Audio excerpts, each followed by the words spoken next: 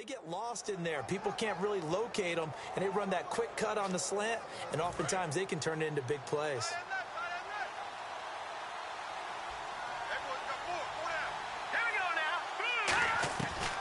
On first down, Abdullah. And he'll lose yardage on the play back at the 45-yard line.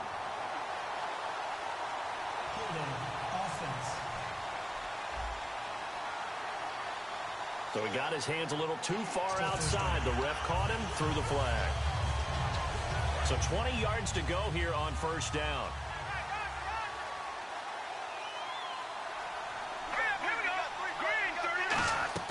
They go play action here on first down.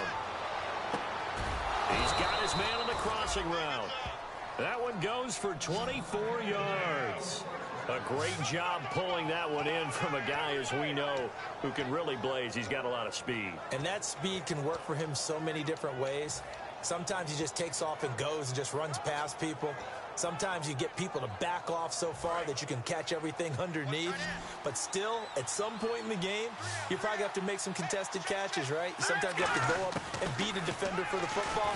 He has that in his arsenal as well. Showed it right there. Oh, he's able to outmuscle him here as he pulls it in. They practiced this all week. Pretty clear it paid off there. Threw it downfield, made it look relatively easy. And it always comes a little bit easier when you've practiced it and tuned things up and you're confident in what you're doing now. They felt very, very good about their plan, and we saw the execution because the confidence of the players was there. Here's Abdullah. And they'll lose yardage here. They go backwards to the 13-yard line. A loss of a full 3 yards, and now it's second down. So the myth has been shattered. Every cornerback in the league is not just a cover corner. Some of them will stick their nose in there and make plays exactly as we just saw there. A big loss suffered by the offense after that nice tackle.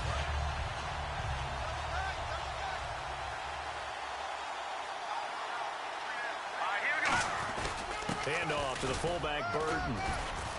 And power running here down to the 6-yard line. It's a 7-yard pickup. They'll be looking now to 3rd and 6. And that looked like some pretty easy yardage there right up the gut. And he's a guy that has some height to him. So when you don't have to drop a shoulder or create or get through contact or trash, makes it a lot easier to stay upright, see the field, and make a run as we just saw there. 7th play of the drive upcoming here on 3rd and 6.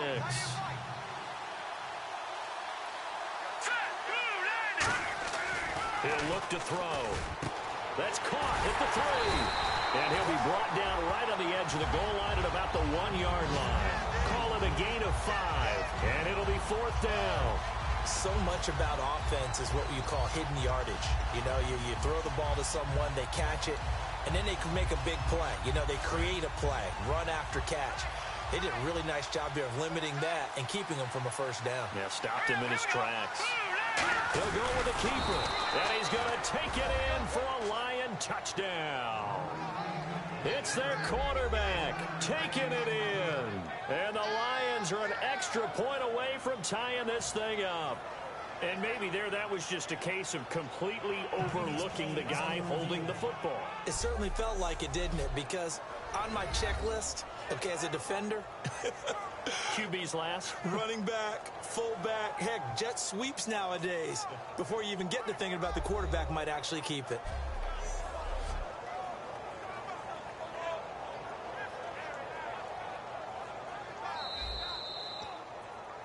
After reviewing the play, the ruling on the field is reversed.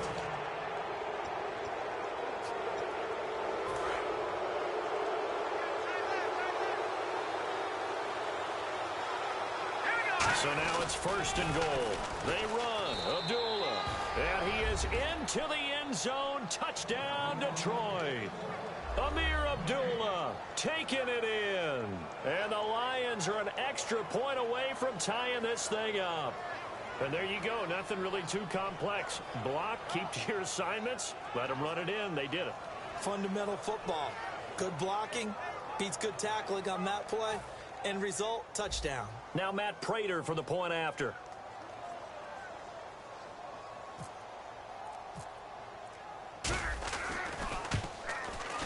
It's good, and we're all tied at 7 apiece. So that one a pretty time-consuming 10-play drive. And it's Amir Abdullah that finishes it off with a touchdown run.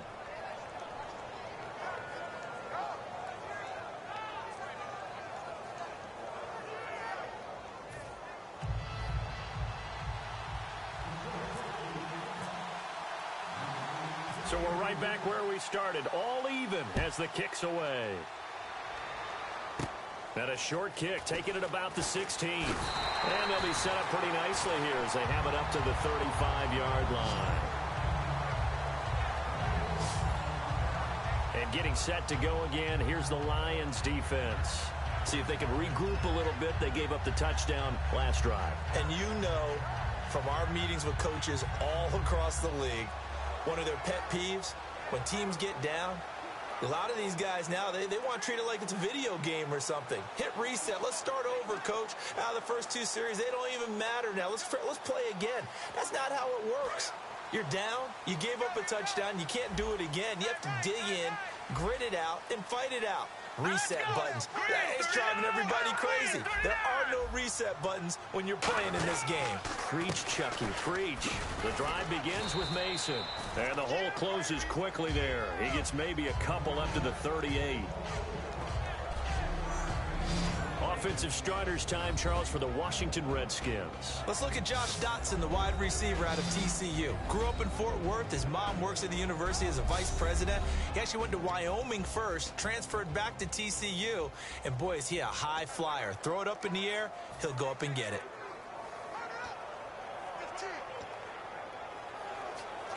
So the offense now dealing with a 2nd and 7.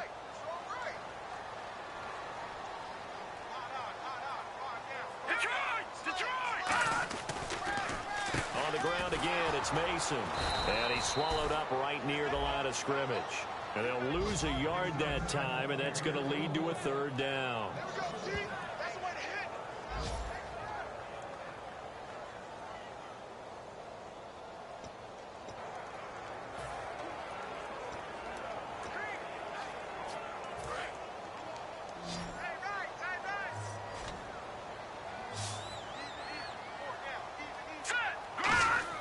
On 3rd down, Cousins. Nowhere to escape, and he goes down. Ziggy Ansah in there to drop him for a loss of 10, and it'll be 4th and long. Defensive end gets in there that time. They were in a 4-3. What's the responsibility of the ends versus the tackles there, Charles? Well, most of the time when you talk about the ends, they're your pass rushers. They're the guys that you turn loose to try and get to the guy who's going to throw the football. The tackles, usually more of the run-stuffing variety. But the way this game is advanced, you're wanting a little bit of everything out of all of your guys. But let's just go ahead and break it down and make it simple. The guy who's the right defensive end versus a right-handed quarterback, that's the blind side. He's going after the quarterback. He's going to put him on the ground. We get a glance at the Redskins' defense.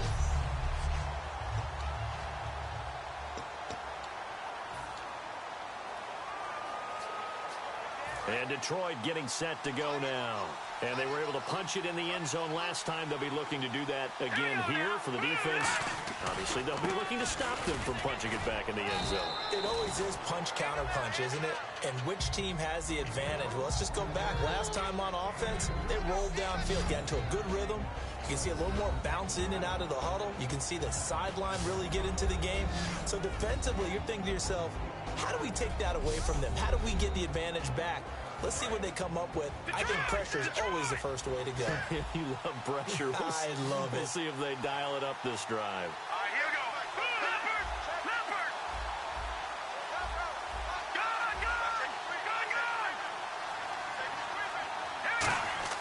From deep in their own territory, they look to throw. Completing it here to Marvin Jones.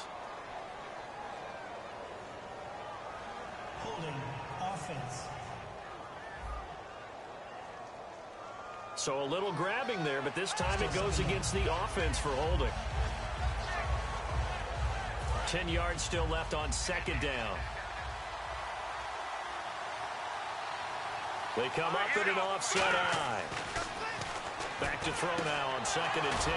To the right side to Eric Ebron. Give him 12 yards on that one. It earns him a fresh set of downs.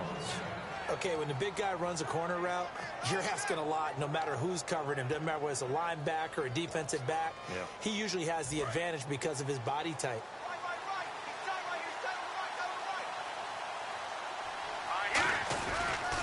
They pitch to Abdullah. They had a very short pickup there across the 15 to the 16. Give him a couple on the carry there, 2nd and 8. In today's NFL, you hear all the time about stretching the field and creating space in order to run plays. A toss play will help accomplish that because now you're pushing a defense to chase you all the way to the edges and to the sideline. That's a nice run, probing now early to try and get things done later. Back to throw here. It's brought in left side by Tate. And he's brought down after a good gain. A very solid gain of 27. Love the call by the offensive coordinator, recognizing the situation very well, calling for the play-action pass, and completing it. Now a play fake here on 1st down. And no escaping this time as he'll go down. They got him for a sack. Man, he got in there so quickly, Charles. What could the offense have done to adjust and account for that? But what you're hoping is that you figure out and you see and get a clue that maybe there's going to be some pressure coming at you, and you change the blocking schemes. Maybe you go to max protection. The biggest ones, maybe you bring your running back in to try and keep you clean. But in that case, that didn't happen. Zero accountability, and a sack resulted. Looking to throw. Over the middle, complete to Tate. 4 yards on the completion, and it sets up a 3rd down. Good throw, good catch, but I really like the route. The drag and being able to run away from defenders, hard to stick with them for that long. Yeah, better against man than zone, or? Better against man, because now you're running away from someone, and you're not running into a defensive player in another zone.